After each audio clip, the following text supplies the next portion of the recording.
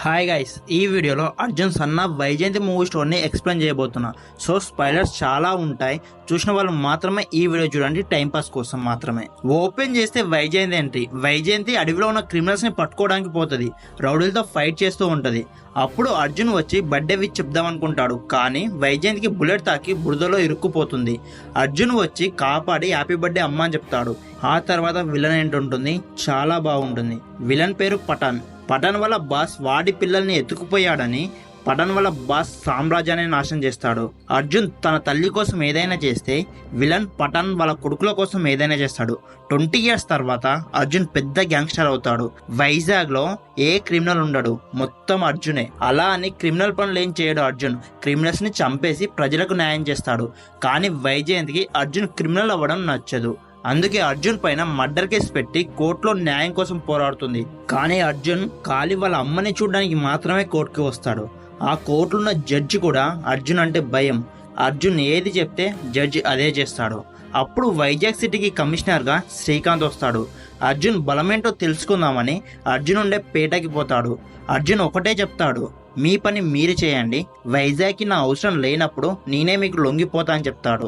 ఆ తర్వాత శ్రీకాంత్ వైజయంతి ఇంటికి పోయి ఐపీఎస్ అవ్వాల్సిన మీ కొడుకు గ్యాంగ్స్టర్ ఎలా అయ్యాడని అడిగితే వైజయంతి అర్జున్ పాస్ట్ చెప్పడం స్టార్ట్ చేస్తుంది. అర్జున్ కి యూపీఎస్ లో టాప్ 6 ర్యాంక్ వస్తుంది. ఢిల్లీకి కోచింగ్ కోసం పోయి ఐపీఎస్ అయి తిరిగి రావాల్సిన వాడు వాళ్ళ నాన్న చనిపోవడం వల్ల ముందే వచ్చేస్తాడు. వాళ్ళ నాన్నని చంపిన వాళ్ళకి చట్టపరంగా శిక్ష పడాలి, కానీ పడదు. పైగా వాళ్ళ నాన్నని చంపినోడు వాళ్ళ అమ్మ గురించి నీచంగా మాట్లాడతాడు. కోపం వచ్చి వాడిని అక్కడే కొట్టి చంపేస్తాడు. ఆ తర్వాత భయంతో పారిపోయి ఒక బస్తీలో దాక్కుంటాడు. నెక్స్ట్ డే చేసిన తప్పుకి కోర్టులో లొంగిపోవాలనుకుంటాడు. కానీ విలన్స్ వచ్చి ఆ బస్తీలో ఉన్న జనాన్ని మొత్తం చంపేస్తారు. పోలీసులు కూడా చూసి చూడనట్టు వదిలేస్తారు. ఆ జనాన్ని ఆ రౌడీల నుండి కాపాడుకోవడం కోసం విలన్ గా మారి అందరినీ చంపేస్తాడు. మెయిన్ విలన్ అయిన మహంకాళి సముద్రం ఎక్కి పారిపోతాడు. ఆ మహంకాళి నుండి బస్తీని కాపాడుకోవడానికి ఎప్పటికీ గ్యాంగ్స్టర్ అయి అదే బస్తీలో ఉంటాడు. పోలీసులు అరెస్ట్ చేయడానికి వస్తే సాక్ష్యం ఉందా, సాక్ష్యం చెప్పే దమ్ము ఎవరికైనా ఉందని పోలీసులకే బెదిరిస్తారు.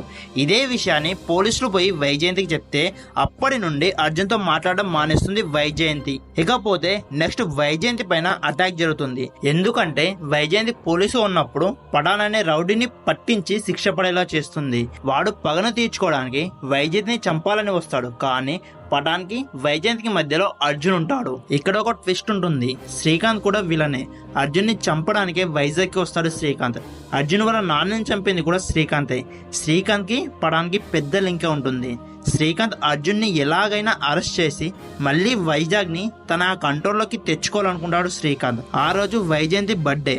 అర్జున్ ఏ బర్త్డే కూడా విష్ చేయకుండా ఉండలేడు.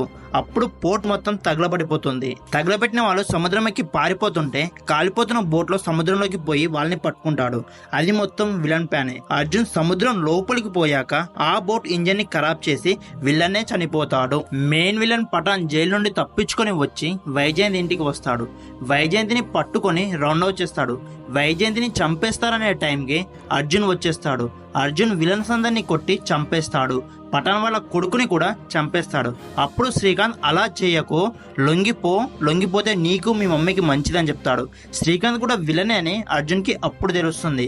కానీ అప్పటికే అర్జున్ ని కొట్టి పడేస్తారు. ఒక ఐరన్ చైన్ తో అర్జున్ హ్యాండ్ కి పోల్ కి కట్టేస్తారు. విలన్ అర్జున్ కళ్ళ ముందే అర్జున్ వాళ్ళ అమ్మని చంపేటప్పుడు కత్తితో తన చేతిని తెగ నరుక్కొని వచ్చి విలన్ ని చంపేసి వాళ్ళ అమ్మని కాపాడుకొని హ్యాపీ బర్త్డే అమ్మ అని చెప్తాడు.